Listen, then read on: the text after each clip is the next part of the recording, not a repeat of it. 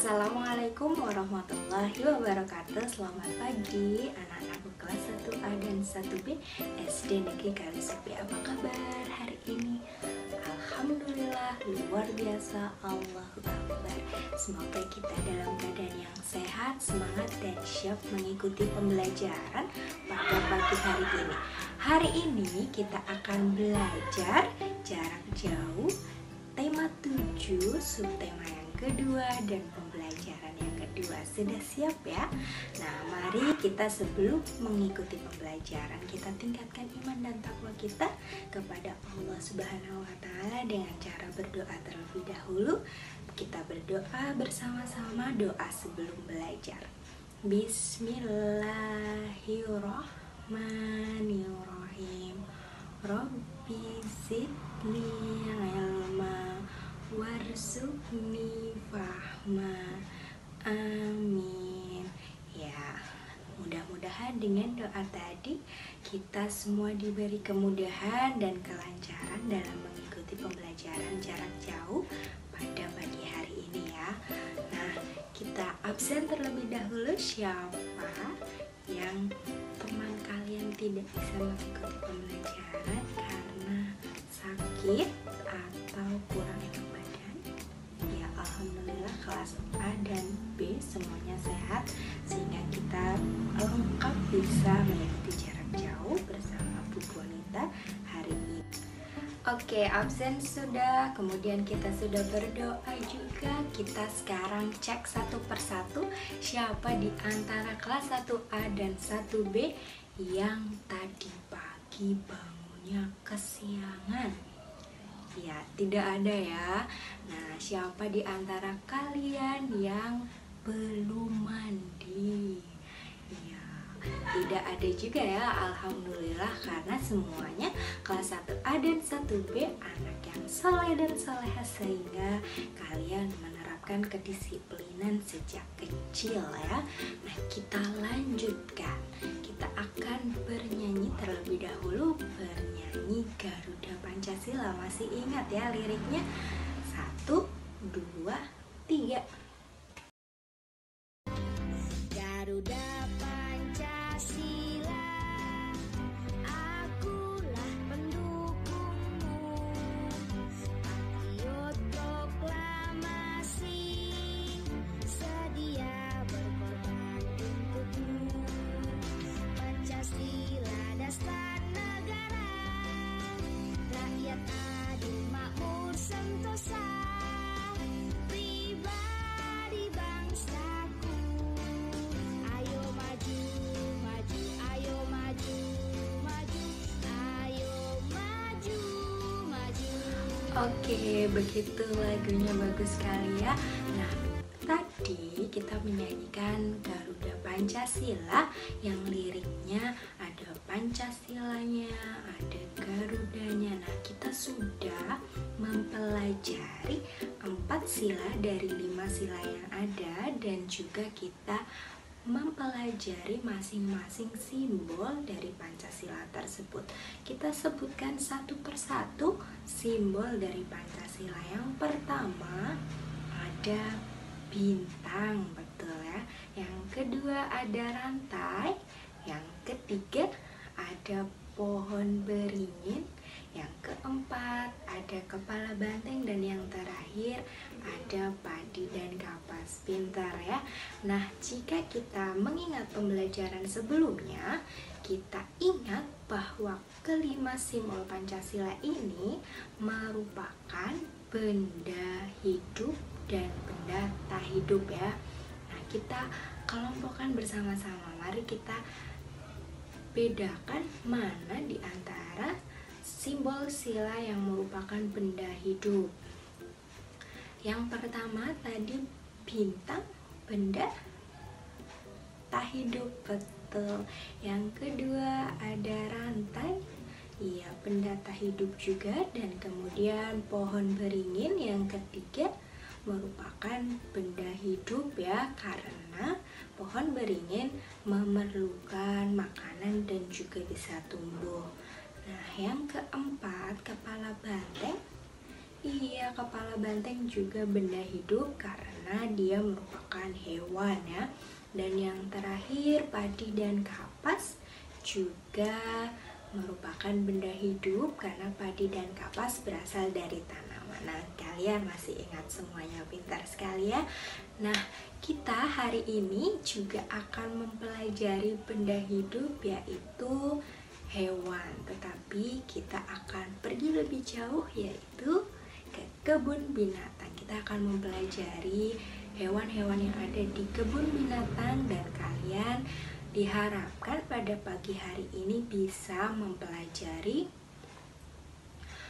ungkapan pemberitahuan, bisa mempelajari cara menghitung dan membandingkan bilangan, serta belajar membaca, sehingga kalian setelah pembelajaran hari ini bisa membuat kalimat pemberitahuan yang baik menanggapinya dan juga belajar membandingkan bilangan. Siap ya? Langsung saja ya, kita buka buku halaman 64 ya.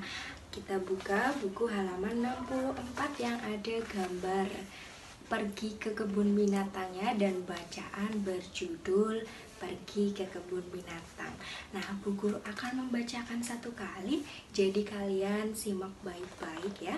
Nanti kalian gantian membacanya dan kirimkan ke Bu Guru seperti biasa ya. Nah, judulnya pergi ke kebun binatang. Hari Minggu, Siti dan keluarga pergi ke kebun binatang. Siti melihat banyak sekali hewan yang ada di sana. Ada gajah, rusa, jerapah, dan harimau. Siti ingin memberi makanan pada hewan tersebut. Tetapi petugas kebun binatang tidak mengizinkannya. Hewan memiliki jadwal makanan tertentu. Makanan hewan pun tidak sembarangan. Siti ingin menyentuh tubuh monyet. Namun petugas pun melarangnya. Petugas melarang pengunjung mendekati hewan karena berbahaya. Nah, Siti patuh pada aturan yang ada di kebun binatang. Nah, begitu ceritanya. Jadi Mbak Siti pergi ke kebun binatang. Nah, di antara kalian kelas 1A dan 1B ada yang sudah pernah ke kebun binatang? Iya, banyak sekali yang sudah pernah ke kebun binatang ya. Nah, kita perhatikan sekarang pada gambar. Ya, pada gambar yang ada di atas, coba kalian cari mana kalimat pemberitahuannya. Ada? Ya, kita temukan. Pertama, tidak boleh membuang sampah sembarangan ya. Buanglah sampah pada tempatnya. Dan pemberitahuan yang kedua, ya, ada yang di warna oranye ya. Dilarang memberi makan sembarangan. Tadi kenapa ya tidak boleh memberi makan sembarangan? Iya, betul sekali, karena makanan hewan tentu saja berbeda dengan makanan yang kita miliki. Nah, tidak hanya itu ya, di bacaan juga terdapat satu kalimat pemberitahuan lagi. Apakah itu? Ada yang bisa menemukannya? Coba perhatikan. Iya, betul sekali, tidak boleh mendekati hewan atau tidak boleh menyentuhnya secara langsung karena itu juga sangat berbahaya. Oke, itu semuanya adalah pemberitahuan yang ada pada kebun binatang ya. Kita sudah menemukan 3 kalimat pemberitahuan. Nah, jika kalian menemukan pemberitahuan seperti itu di tempat umum seperti kebun binatang, yang kalian lakukan apa? Iya, betul, harus menaatinya ya. Tidak boleh dilanggar karena itu sangat berbahaya. Nah, kita lanjutkan, buka lembar kerja kalian masing-masing, yaitu lembar kerja yang ada gambar beruangnya. Nah, seperti cariin ya. Sekarang kalian perhatikan gambar tersebut dan tulisan yang terdapat pada gambar. Kemudian kalian jawab satu persatu soal yang terdapat di bawahnya.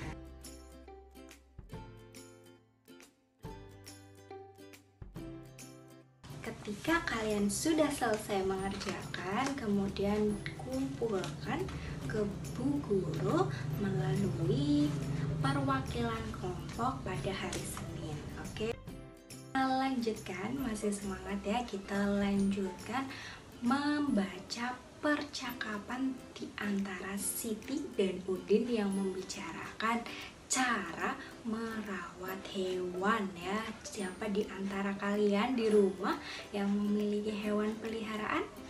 Iya, ada ya, ada yang memiliki kucing di rumah, ada yang punya ikan, mungkin ayam. Nah, semua yang memiliki hewan peliharaan wajib menaati aturannya. Nah, aturannya bagaimana, kira-kira kita baca terlebih dahulu ya.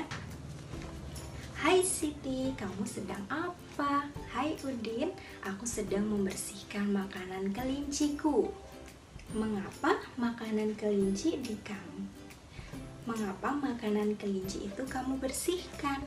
Karena ada makanan yang bukan untuk kelinci. Kata petugas kebun binatang, tidak boleh memberi makanan sembarangan terhadap hewan. Oh, begitu. Apalagi hal yang biasa kamu lakukan untuk merawat kelinci. Iya, kita juga harus rajin membersihkan tubuh dan kandangnya agar tetap sehat. Kuku kelinci juga harus dipotong secara rutin. Wah, hebat kamu Siti. Kamu tahu cara merawat kelinci. Terima kasih ya Siti. Oke, sama-sama Udin. Nah, begitu percakapannya ya. Mereka sedang membicarakan cara merawat kelinci. Jadi Mbak Siti punya kelinci dan Udin menanyakan bagaimana cara merawat kelinci tersebut. Nah, sekarang tugas kalian yang kedua hari ini, tuliskan aturan merawat kelinci sesuai percakapan yang kita baca tadi ya. Nah, ketika kalian sudah selesai mengerjakan, kirimkan melalui perwakilan kelompok dan kumpulkan pada hari Senin. Kita masih buka halaman 69. Nah, di situ ada gambar kandang-kandang hewan ya yang ada pada kebun binatang.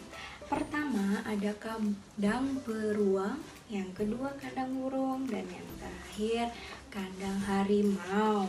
Nah, jika kita hitung satu persatu, di kandang ada 9 ekor harimau, ada 13 ekor burung, ada 13 ekor beruang, dan 40 ekor burung.